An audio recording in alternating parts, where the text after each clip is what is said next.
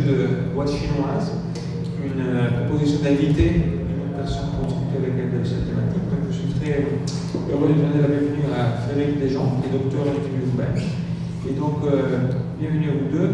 Je sais que vous allez animer donc une conversation sur le thème de la place, qui occupe le lieu de culte dans la typologie des quartiers, à partir d'un cas spécifique, qui est le cas que vous pouvez aussi voir dans la galerie. Donc, ça qui est notre dernière galerie, qui est dédiée dans cette phase au thème du Montréal comme le lieu multiculturel. Merci beaucoup et bienvenue.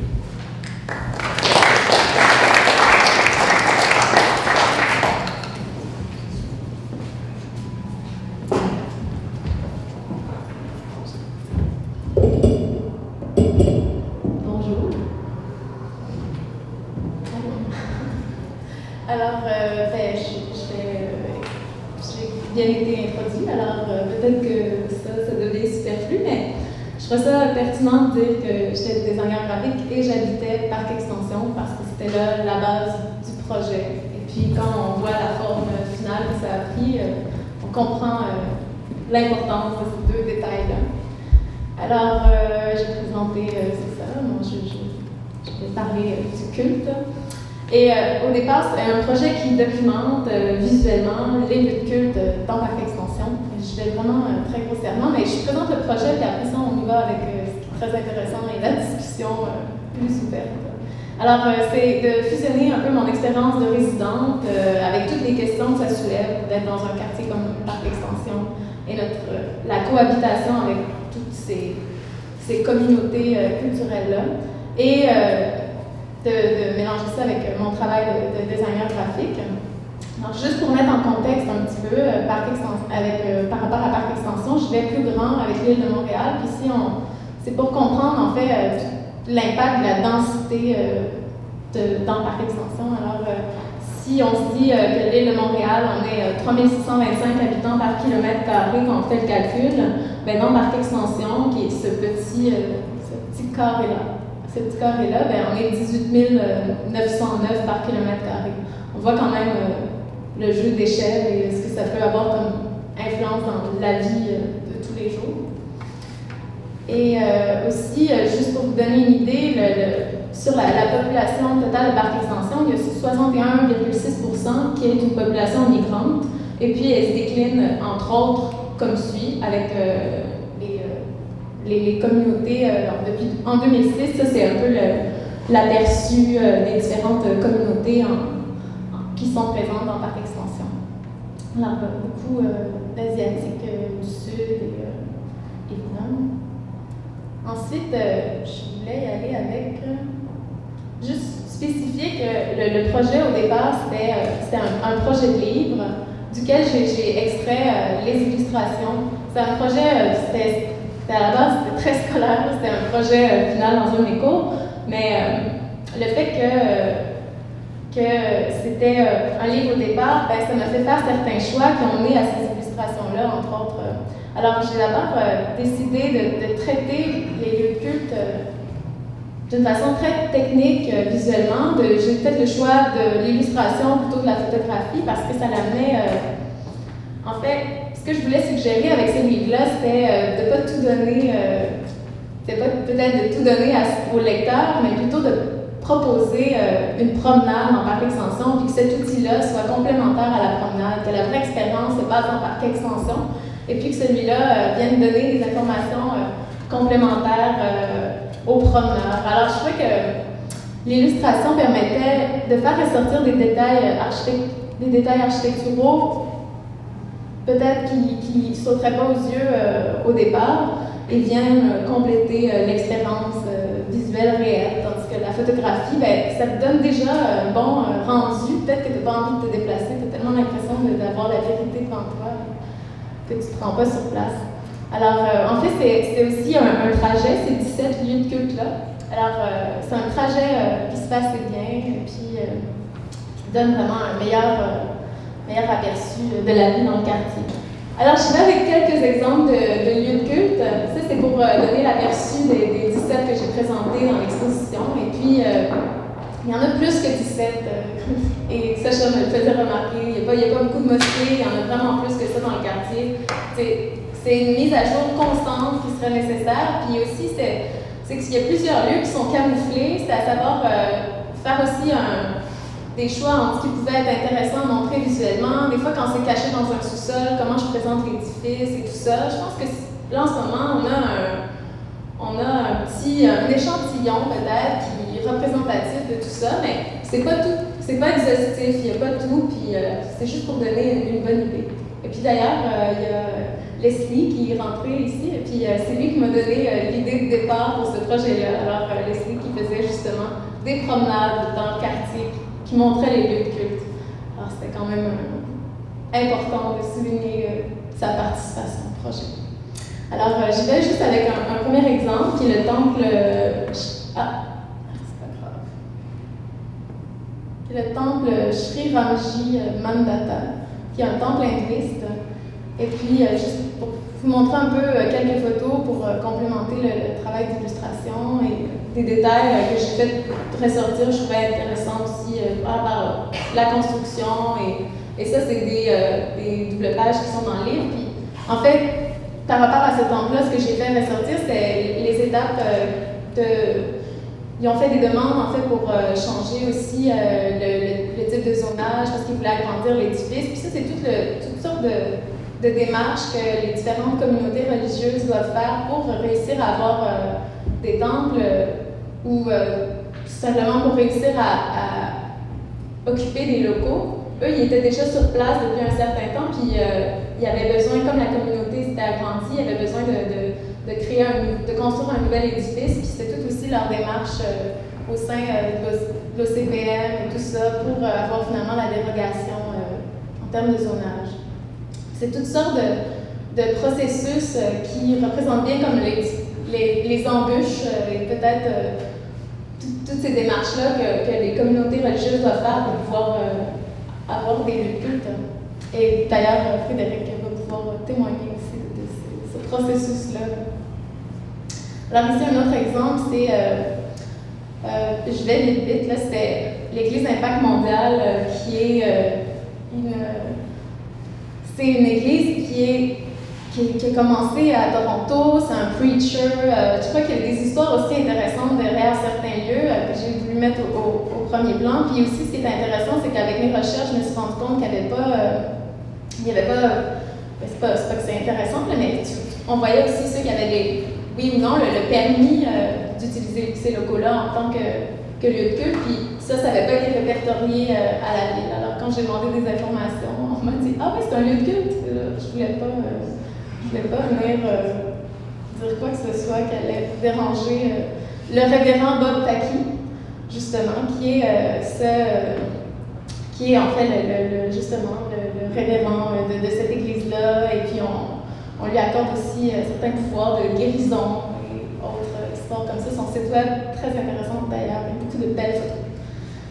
Et aussi, moi, je voulais souligner qu'avec ma participation à l'exposition, ça m'a amené à peut-être prendre cet objet-là puis voir qu'est-ce qu'on pouvait ajouter de plus pour que ce soit intéressant dans le cadre d'une exposition. C'est là que j'ai aussi fait des recherches aux côtés du zonage. Et que je voulais savoir aussi s'il n'y avait pas quelque chose d'intéressant à voir dans cette carte-là. Il y a plusieurs de ces lieux de culte-là qui sont déjà dans des zones institutionnelles, mais il y en a plusieurs aussi qui se retrouvent dans des zones commerciales, résidentielles, puis le dernier que je vous ai montré était justement dans une zone industrielle. C'est pour montrer aussi que, comme les lieux de culte, ils n'existent pas encore et ces communautés-là doivent se trouver des places, c'est là qu'on voit se créer des différentes... finalement, ça naît dans des endroits où on s'y attendrait pas. Et un autre exemple, c'est le centre communautaire et la Gurdwara Nanak Darbar sur Saint-Roch, qui est saisonné résidentiel et commercial. Et puis aussi, ce qui est intéressant, c'est qu'on voit sur le dessin des traces de l'ancienne vocation de l'édifice, qui était un entrepôt alimentaire, plus précisément une manufacture de bonbons. Puis on a en avant la porte qui a été... le carré qui est juste là, c'était une porte pour la livraison pour les denrées alimentaires et tout ça. Puis c'est resté là, puis c'est juste, finalement, c'est juste placardé en attendant, j'imagine, mais c'est quand même là depuis un bon bout de temps. Juste des exemples de différents lieux de culte. Et puis, on voit qu'en haut à droite, l'église, c'était une ancienne résidence qui a aussi été modifiée pour devenir un lieu de culte. En bas aussi, à droite. En bas à gauche, c'est rendu... c'était une synagogue qui, elle aussi, était un peu modifiée. On voit encore les étoiles de David sur la devanture. Maintenant, c'est l'église de Dieu d'Outremont qui siège là. Alors, mon travail de documentation, c'est bien beau, mais je pense que ce qui est intéressant dans ce projet-là, c'est que ça l'ouvre à d'autres questions. Puis, c'est pour ça que j'ai invité Frédéric Dejean, entre autres, pour venir discuter des enjeux, de la présence, de la visibilité des lieux de culte dans les espaces urbains. Alors, je peux venir avec le micro, mais... Oui, c'est bon. Alors, Frédéric Dejean.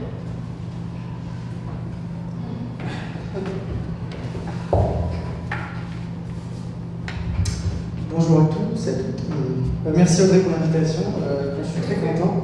Ça résume à peu près tout. Il y a mon nom, il y a ce que j'ai fait, ce que je fais, et où j'habite. Je ne suis pas dans Parquet, c'est dans Outremont. Il est aussi question de religion, mais pour d'autres raisons. Alors, je vais essayer de faire une présentation qui complète vraiment ce qu'a dit Audrey, sachant que moi, mon travail de recherche, en quelques mots, j'ai fait mon doctorat qui était une comparaison entre la banlieue parisienne et 2 arrondissements de Montréal. Il y avait Rosemont et il y avait l'arrondissement de Villeray-Saint-Michel par extension. Et moi, j'ai travaillé spécifiquement sur les lieux de culte évangéliques et pentecôtistes, essentiellement ceux qui sont issus de l'immigration, donc à Montréal comme à Paris, avec une forte immigration africaine, notamment congolaise, mais aussi une immigration africaine, mais des pays plutôt anglophones, beaucoup de communautés ghanéennes ou nigérianes, et également dans le cas de Montréal, bien sûr, la communauté haïtienne, puisque Montréal, c'est la 2e diaspora haïtienne dans le monde, et on compte plus de 150 églises évangéliques haïtiennes à Montréal, donc ça vous donne quand même une certaine idée de l'importance. Le deuxième élément qui rejoint ce qu'a dit Audrey, c'est que mon travail de recherche était aussi au départ des promenades, puisque quand je suis arrivé à Montréal, ce que j'ai commencé par faire, c'est marcher dans les rues de Rosemont. Donc j'ai pris plusieurs jours pour aller me balader dans Rosemont, pour me balader aussi dans Parkex. Il y a plusieurs des lieux de culte qu'a montré Audrey, que j'avais repérés et sur lesquels j'ai travaillé au cours de mon doc. Alors, ça ne marche pas. Ah oui, maintenant ça marche. Ok, très bien. Donc, ce que m'a demandé Audrey, c'était de parler de la question de l'enjeu de la visibilité. Donc moi, j'utilise le terme de visibilité et régime de visibilité. En fait, quand on parle de régime de visibilité en géographie, donc la discipline qui est la mienne, c'est pour parler de la capacité qu'ont les acteurs sociaux, les groupes sociaux, que ce soit des individus, des organisations, à se rendre visibles dans l'espace. Donc les acteurs, les organisations ont différentes capacités pour se rendre visibles. C'est une idée qui est assez ancienne en géographie, qui est très importante et qui permet de redonner toute sa place à l'espace. C'est-à-dire que dans les analyses, notamment quand on fait des analyses de la diversité religieuse, on a beaucoup de travaux en sociologie, on a beaucoup de travaux en anthropologie, mais on a moins de travaux dès lors qu'on essaie de proposer une approche par l'espace. Pourtant, cette approche-là, elle est très importante, puisque la société produit de l'espace. L'espace n'est pas donné, mais l'espace est sans cesse produit, et c'est une production qui est en continu. Mais en même temps, en retour, l'espace modifie la société. Pour donner un exemple très concret, ce qu'a dit Audrey au début de sa présentation, c'est que l'expérience que nous avons de la diversité religieuse en tant que citadin, en tant que citoyen, c'est surtout lorsqu'on se promène, lorsqu'on marche comme ça, qu'on va être en contact avec différents lieux de culte qui vont finir par devenir quelque chose de très quotidien, et finalement quelque chose de très banal, alors qu'au départ ça pourrait être quelque chose qui pouvait apparaître comme assez exceptionnel. Lorsqu'on parle de visibilité, il me semble qu'on ne peut pas juste se contenter de parler de l'objet qui est vu. En fait, la visibilité, à mon sens, elle fonctionne avec 3 termes. Il y a évidemment l'objet qui est vu, l'objet qui est perçu. Il y a également le contexte spatial et culturel, c'est-à-dire par exemple, très concrètement, prendre une mosquée n'a pas la même signification, n'a pas le même sens, selon qu'elle est à Montréal ou dans un pays plutôt musulman. Et le troisième élément, c'est surtout celui qui va regarder le lieu, puisque c'est chacun en fonction de notre propre bagage culturel, en fonction de nos connaissances, on ne va pas forcément voir les mêmes choses et les voir de la même manière. C'est pour ça qu'au terme de visibilité, il faut l'articuler à la notion de lisibilité. C'est-à-dire que certains lieux ne vont pas être lus de la même manière, ils ne vont pas être lus par tout le monde. Très concrètement, pour l'ensemble des Québécois, lorsqu'on croise une église catholique, on déchiffre assez facilement les indices qu'il s'agit d'une église. Ça va être les vitraux, ça va être le clocher. Mais lorsqu'on est face à des lieux de culte d'autres groupes religieux, qu'on connaît parfois moins, là, en revanche, on va se douter qu'il s'agit d'un lieu de culte, mais on ne va pas être capable de lire, de décoder ces éléments-là. La question de la visibilité, c'est pas juste c'est pas juste des considérations uniquement esthétiques ou uniquement culturelles, mais il y a des implications politiques qui sont très très fortes. Lorsque je suis arrivé pour la première fois au Québec, c'était en plein ce qu'on appelait la crise des accommodements raisonnables. Il y avait la commission Bouchard-Taylor, et récemment, Charles Taylor a publié un livre avec un philosophe de l'Université de Montréal, Jocelyn McClure, livre qui s'appelle Laïcité et liberté de conscience, et ils reviennent notamment sur la question des signes du religieux dans l'espace public. Alors, il y a la question des signes portés individuellement, notamment la question du voile, mais il y a aussi la question des signes dans l'espace. Donc cette question de la visibilité, c'est pas juste quelque chose d'anecdotique, mais c'est quelque chose de vraiment fondamental.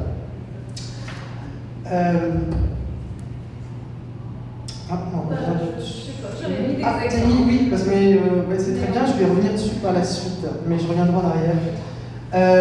Le deuxième élément dont je voulais parler, c'était, et ce dont témoigne parfaitement le travail d'Audrey, c'était que les lieux de culte dans Parkex, c'est un peu un résumé de ce qu'on peut observer dans la ville de Montréal, et c'est aussi un résumé de ce qu'on observe dans l'ensemble des grandes métropoles des sociétés sécularisées.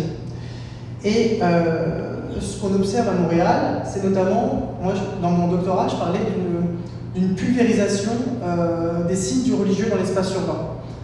C'est-à-dire qu'à mon sens, on est passé en fait à un nouveau régime de visibilité des signes du religieux, c'est-à-dire on va dire que jusqu'à relativement récemment, le religieux était parfaitement identifié dans l'espace urbain.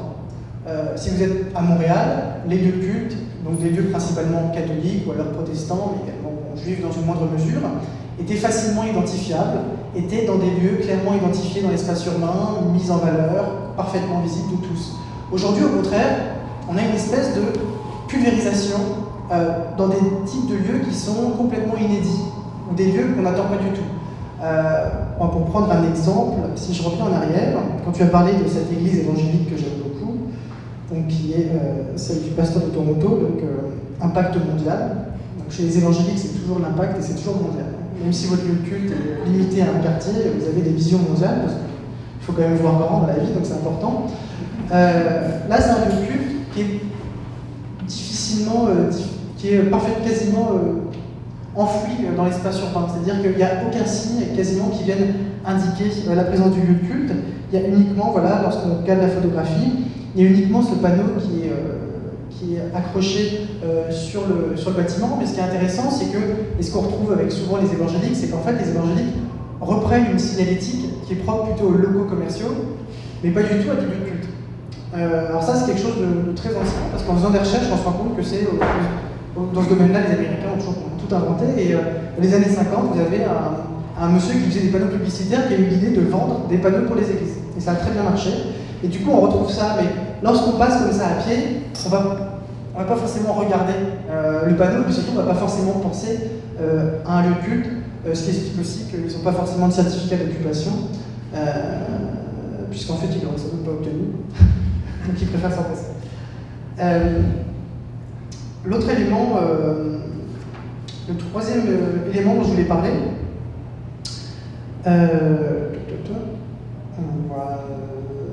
comme ça j'en ai parlé, donc cette question d'éparpillement ou de la pulvérisation du religieux dans les lieux multiples. Alors c'est pas forcément dans des types de bâtiments auxquels on ne s'attend pas, mais c'est aussi dans des environnements urbains auxquels on ne s'attend pas du tout. Tu as parlé tout à l'heure des zones industrielles, et effectivement aujourd'hui les groupes religieux minoritaires s'installent souvent dans des zones industrielles. Alors en fait il y a plusieurs raisons à ça. La première raison, c'est que c'est là où ils vont trouver du foncier, de l'immobilier disponible, et pas trop cher. La deuxième raison, c'est que c'est des lieux où il ne va pas avoir de problème de stationnement, parce qu'en fait la question du stationnement, c'est vraiment le nerf de la guerre, puisque les fidèles sont rarement des gens d'un quartier, c'est plutôt des gens qui viennent souvent de l'ensemble de la métropole de Montréal. Donc il faut pouvoir se garer. Les zones industrielles, c'est aussi des zones qui sont accessibles. Donc ça veut dire que ce qui compte, c'est pas tant la proximité géographique, mais c'est surtout l'accessibilité du lieu. Donc il faut avoir une bouche de métro, mais surtout avoir des voies rapides à proximité pour pouvoir se rendre en voiture. Et le troisième élément, qui est vraiment valable dans le cas évangélique, pour les autres confessions, je ne sais pas trop, mais en tout cas, dans le cas évangélique, la zone industrielle, ce qui est pratique, c'est qu'il n'y a personne qui va être dérangé par le culte.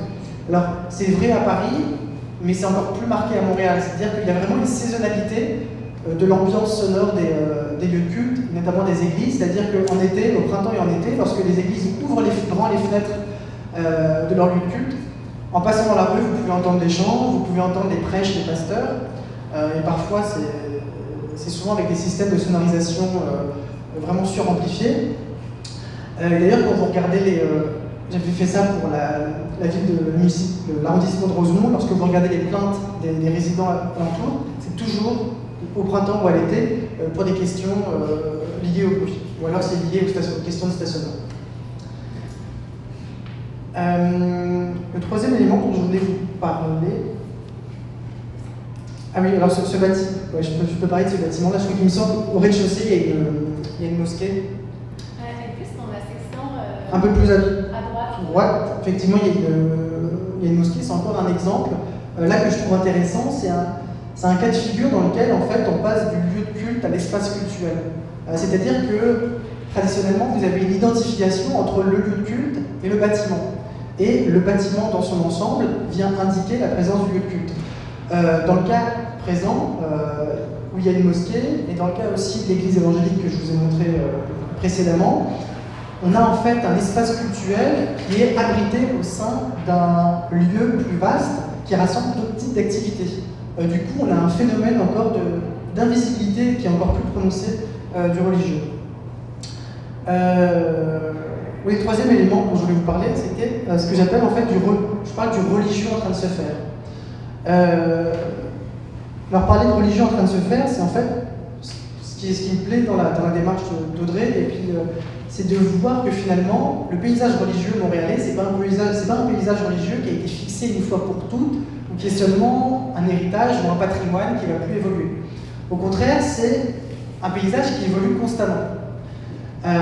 Et il évolue tellement vite que vous pouvez passer à un endroit et repérer un lieu de culte, et si vous revenez 3 mois plus tard, il est possible que le lieu de culte ne sera plus là, parce qu'il aura déménagé.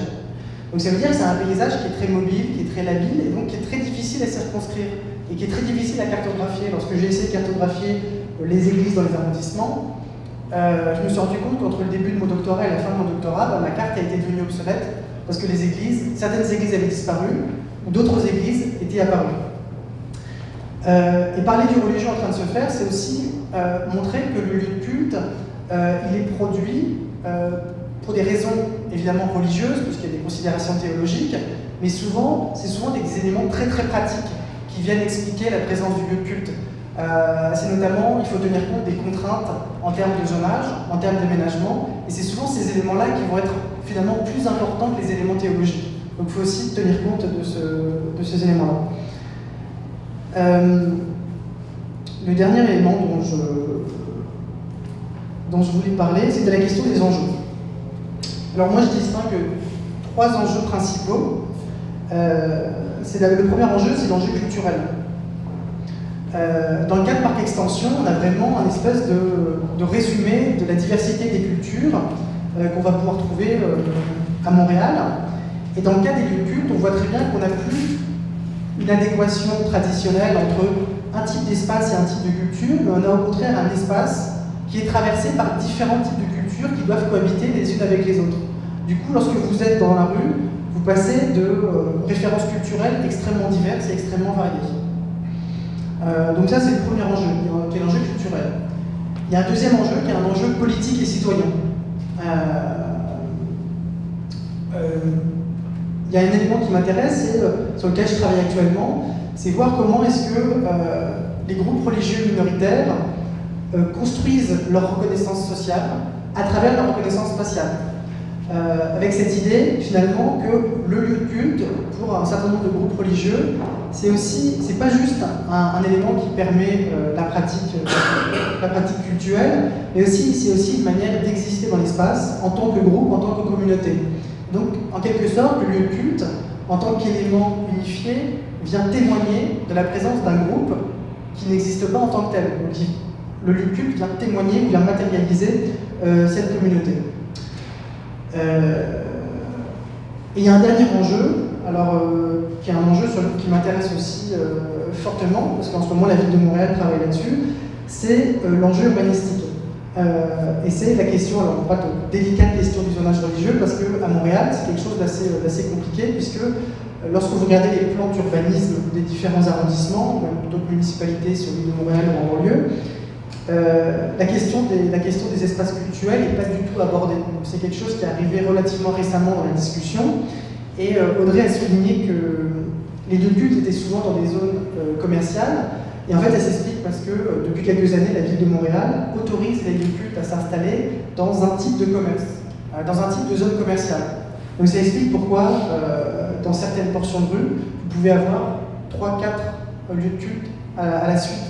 C'est le cas notamment dans le nord, le long du boulevard Saint-Michel, au-delà de l'autoroute 40, sur la rue Charmant. Là, vous avez 4 ou 5 églises évangéliques qui se succèdent. Alors, ce qui est très intéressant, c'est de voir que ces églises, elles ne se font pas du tout concurrence parce qu'en fait, elles sont chacune a un peu sa niche, sa spécialité. C'est-à-dire que vous allez avoir une église haïtienne, vous allez avoir une église plutôt de Québécois de souche, et donc ces églises se spécialisent. Donc voilà, c'est un peu les éléments dont je voulais parler.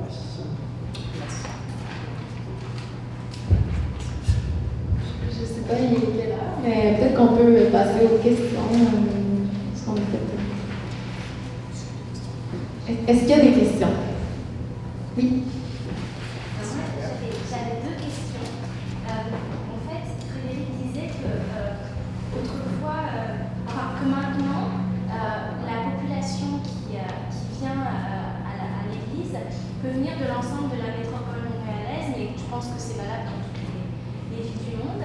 Et moi, j'avais l'impression qu'autrefois, finalement, le public qui se rendait à l'église était un public paroissial et donc lié vraiment à un espace proche du bâtiment religieux. Et je voulais savoir un peu comment ça se faisait qu'aujourd'hui on avait changé d'échelle en fait. Pourquoi aujourd'hui une église draine une population d'une métropole alors qu'avant c'était quelque chose de beaucoup plus circonscrit quelque part. Je devais en parler.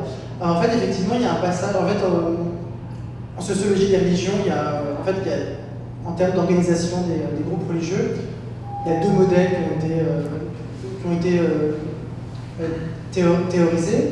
Il y a le modèle de la paroisse, il y a le modèle de la congrégation. C'est vraiment deux idéotypes, c'est-à-dire que dans la religion, on ne va jamais les retrouver de manière pure, donc ça permet simplement d'aborder ces questions-là. Le modèle de la paroisse, c'est le modèle catholique, c'est-à-dire avec un modèle très territorialisé, c'est-à-dire qu'on appartient à une paroisse parce qu'on habite dans un secteur géographique. Et c'est le modèle paroissial qui était au départ un modèle calqué sur un mode d'organisation rurale, qui a ensuite été transposé à un mode de vie urbain. Mais le problème, c'est que avec société industrielle, société post-industrielle, on est dans des sociétés hypermobiles. Et aujourd'hui, les individus, leurs espaces de vie, c'est pas juste le quartier, c'est-à-dire que on va travailler dans un quartier de Montréal, on va avoir ses loisirs dans un autre quartier, et on va aller magasiner encore dans un troisième quartier.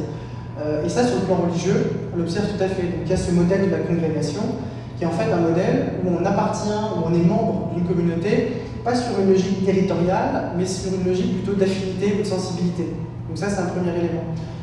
Dans le cas des groupes ethno-religieux, notamment dans le cas des églises évangéliques issues de l'immigration, ce qui se passe aussi, c'est que lorsqu'une église vise un public particulier, ce public particulier ne va pas forcément habiter à proximité. Alors, il y a des effets de concentration qui vont se retrouver. Par exemple, il n'est pas étonnant de retrouver plus d'églises évangéliques haïtiennes dans Montréal-Nord ou dans Saint-Léonard, parce qu'on a aussi une forte population haïtienne.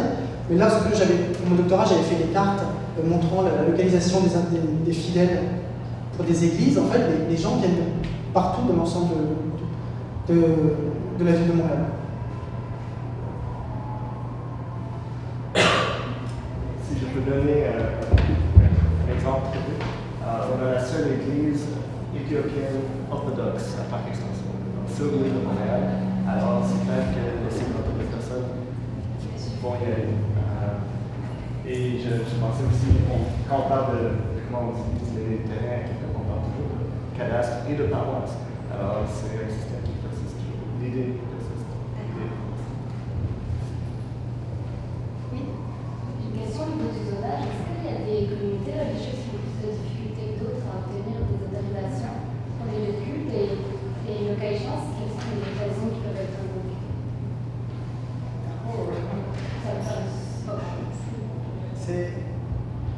Moi, j'ai travaillé uniquement dans le cas évangélique, mais quand j'ai discuté avec des fonctionnaires, surtout avec des fonctionnaires, ce qui se passe, c'est qu'en principe, quand vous êtes le processus classique, c'est admettons que je sois pasteur, vous soyez pasteur, vous avez envie d'ouvrir une église.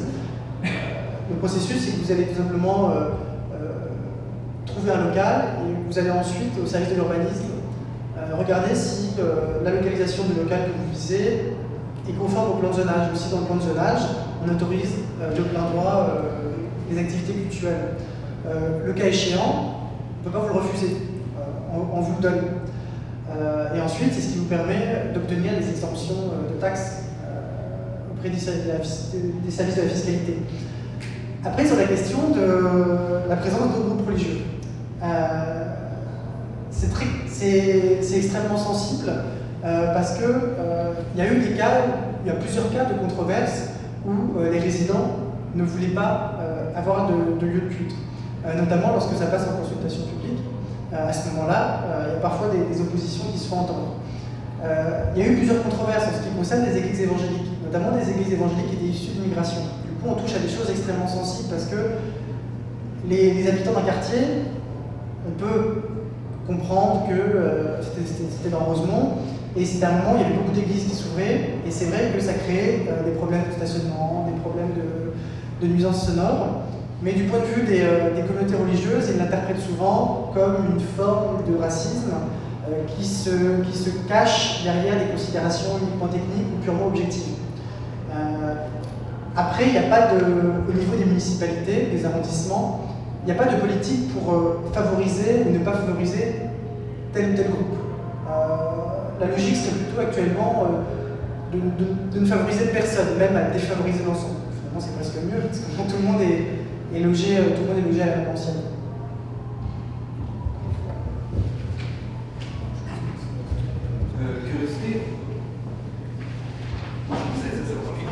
Curiosité par rapport au lieu de culte, par extension au Rosemont, parce que je suis un jour dans un petit aspect-là par rapport bien sûr au volet religieux le lieu de culte, mais également, si on parle de minorité, c'est peut-être plus un espace de lieu de rencontre sociale, de communauté. Donc je veux savoir si dans les lieux de culte que vous avez analysés, il y a toujours une espèce de salle communautaire qui existait attenante, et quelle était genre, la façon d'évolution, quelle était, je suis un peu curieux par rapport à ça. Mais dans la plupart des cas, ce sont aussi des centres communautaires, ça joue ce rôle-là au sein de la communauté. Là. Je pense vraiment que c'est des lieux qui sont essentiels. Puis quand je discutais aussi avec la conseillère d'arrondissement, elle me disait à quel point c'était pour elle aussi un synonyme de cohésion sociale parce que les communautés qui se regroupent dans ces lieux-là, ils sont très. La religion est très importante, puis dans ce cas-là, les différents leaders vont pouvoir jouer des rôles pour les conflits ou quoi que ce soit, mais souvent, ils ont des espaces de salles communautaires, puis par exemple, les gurdwaras, qui sont les temples sikhs, ils sont ouverts 24 heures sur 24, puis tous peuvent y aller, autant les fidèles que les non-fidèles, puis il y a la nourriture aussi d'offerte. Ils ont vraiment un rôle encore plus large au sein de la communauté que seulement un rôle spirituel, à mon avis.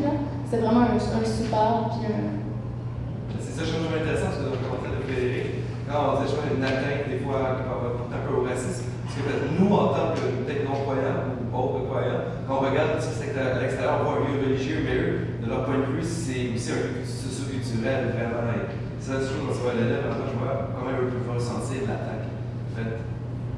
Ah oui, c'est certain que si on se met, en tant que communauté religieuse, si on se met à voir ça comme une forme de racisme, c'est là que la problématique grandit et ça devient très.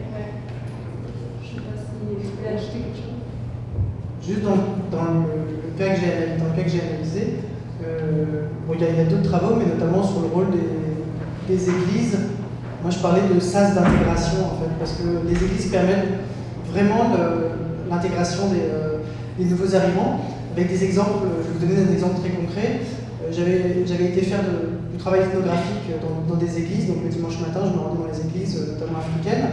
Et à la fin du culte, on accueille toujours les nouveaux arrivants, dans une petite salle annexe. Donc là, vous rencontrez quelqu'un de l'église qui vous explique ce que fait l'église. Et je discutais toujours avec les gens qui étaient autour de moi. Et une fois, c'était au mois de février, et à côté de moi, il y avait un monsieur qui arrivait du Bénin, qui est arrivé il y a 2 jours du Bénin. Donc quand il était parti du Bénin, il faisait à peu près 30-40 degrés, il est arrivé à Montréal, il faisait -20. Et il connaissait personne à Montréal, et simplement son pasteur au Bénin lui avait donné l'adresse du pasteur à Montréal. Et donc la première chose qu'il a faite en arrivant à Montréal, c'est d'aller à l'église. Les églises, elles le savent, ce rôle. Donc il y a souvent les activités religieuses, finalement, c'est le cœur, mais c'est pas que ça, parce que quand vous regardez les occupations, il y a des activités pour la jeunesse, il y a des activités pour les hommes, des activités pour les femmes. Souvent, il y a des groupes dans le cas évangélique, souvent il y a certaines qui vont faire des groupes de gospel. Il va y avoir de la musique, il va y avoir du théâtre, il va y avoir du cinéma. Beaucoup d'églises essaient de s'enraciner dans les quartiers en organisant des banques alimentaires, en organisant des banques de vêtements, en faisant des cours, parfois des cours de soutien scolaire, en donnant parfois des cours informatiques, en faisant de l'aide juridique ou de l'aide administrative pour les nouveaux arrivants. Donc le rôle, effectivement, est vraiment important.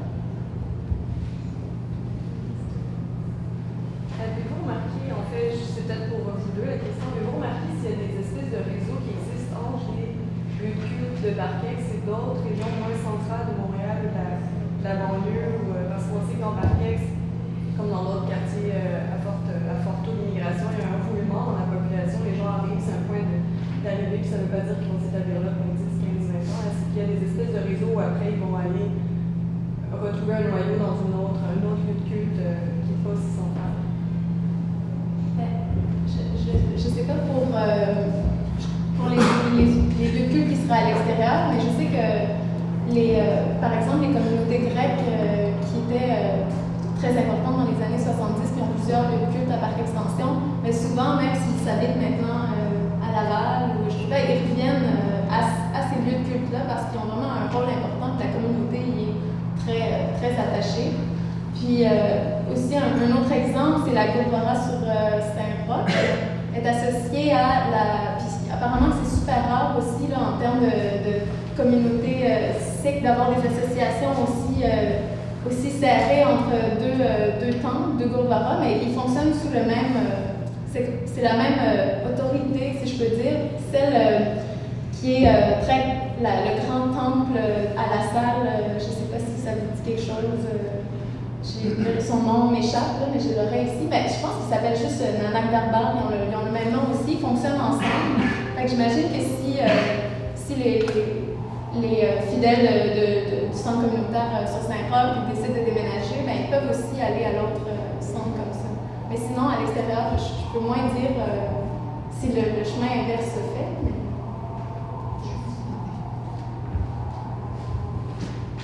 J'ai vu des cas qui ne rentrent pas exactement dans ce que tu décris, c'est un peu dans le même ordre d'idée, c'est-à-dire dans certains cas, une église va être créée, et puis la communauté va grandir, et à un moment donné, l'église, qui est un peu l'église mère, va donner naissance à des églises qui vont être souvent présentées comme des églises filles ou des églises satellites, notamment quand l'immigration, parce qu'en fait l'immigration a tendance à sortir de l'île de Montréal, notamment avec le temps, plus les immigrants sont installés à Montréal, plus il y a une tendance à la déconcentration de l'île de Montréal, et du coup souvent des gens qui habitaient sur l'île de Montréal vont être suffisamment nombreux dans une commune en dehors de l'île de Montréal pour fonder une nouvelle église.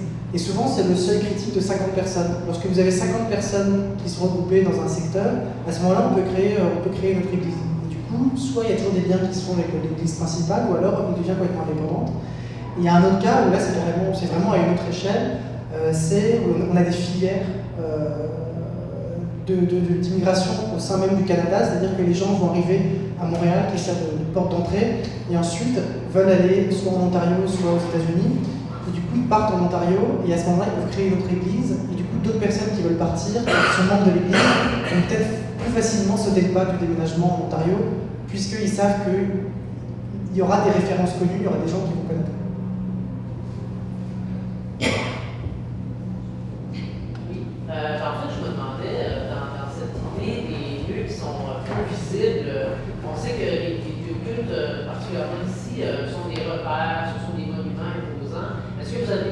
votre lecture de tous ces lieux-là, une espèce de tendance à vouloir monumentaliser certains lieux ou d'accroître leur dimension impressionnante? Ou est-ce qu'il y a eu des gestes que vous avez pu voir pour créer cet effet de monument, repère pour le communauté?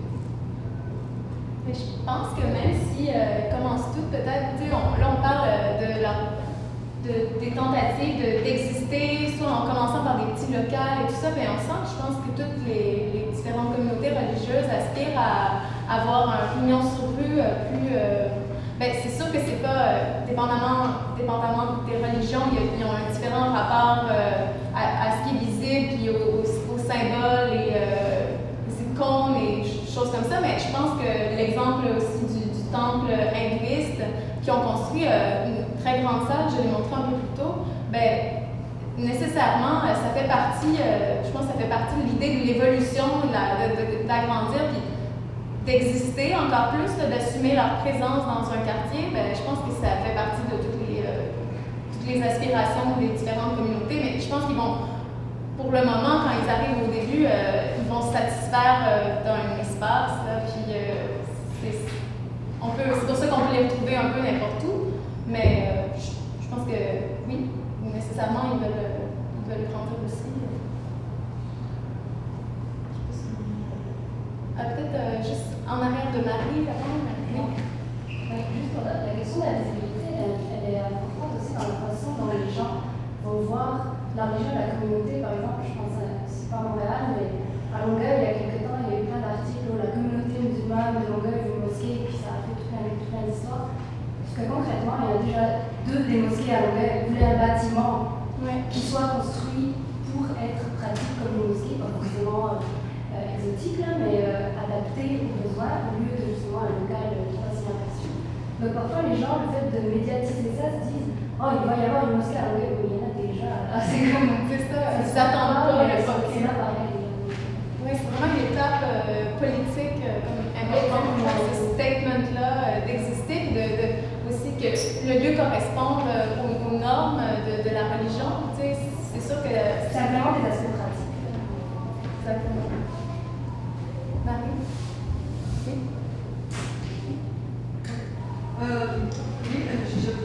J'ai un livre de marque extension aussi. Et je suis intéressée aux lieux 9 et 15. Peut-être le docteur Desjans, vous êtes au courant. Ils sont les deux les églises de Dieu. Oui. Je crois que l'une c'est haïtienne et l'autre ghanéenne, c'est ça vrai? Ouais. Je pense que l'église de Dieu dans l'ancienne synagogue, c'est l'église haïtienne, il me semble. Oui, mais est-ce que les églises de Dieu, est-ce qu'il y a un réseau pour les différentes églises de Dieu? Et est-ce que, parce que quelquefois j'ai l'impression que les sources des fonds, particulièrement pour les églises 15, peut-être bien d'ailleurs, quelqu'un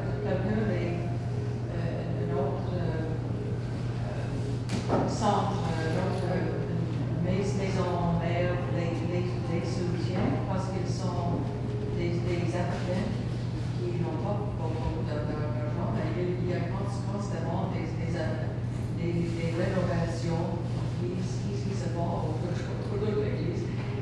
Et alors, est-ce que vous savez si particulièrement il y a une grande église de Dieu? Ce qui se passe, c'est que en fait, c'est la question de l'indépendance des églises ou de leur appartenance à des réseaux institutionnels. En fait, les églises de Dieu, c'est, je pense, la deuxième dénomination ou organisation en termes d'importance au Québec, qui sont celles d'origine américaine, c'est pentecôtiste. Il y a les églises de Dieu et puis il y a les églises de Pentecôte du Canada, qui sont les deux principales organisations pentecôtistes au Québec. Et c'est des organisations où, en fait, les églises localement ont une forme d'autonomie dans leur pratique religieuse. C'est pour ça que vous allez avoir une église haïtienne qui va peut-être utiliser le créole et une église ghanéenne qui va soit utiliser l'anglais ou utiliser des langues vernaculaires. Mais en revanche, vous avez des phénomènes de redistribution de l'argent entre les églises. Concrètement, une église de Dieu qui va débuter quelque part, elle va recevoir un soutien, elle peut recevoir un soutien financier des autres églises de Dieu localisées ailleurs. Qu'est-ce que ça veut dire? Ça veut dire qu'en fait, chaque église de Dieu va cotiser à un espèce de fonds commun en fonction de ses propres capacités financières. Et c'est à partir de ce fonds commun qu'on peut alimenter des églises qui en ont besoin. Et très souvent, ça permet à des églises de démarrer, parce qu'au départ, il y a très peu de personnes, il y a très peu de moyens, et donc quand il faut louer un local, acheter un local, faire des travaux, c'est de l'argent qui va arriver. Donc c'est ce processus-là.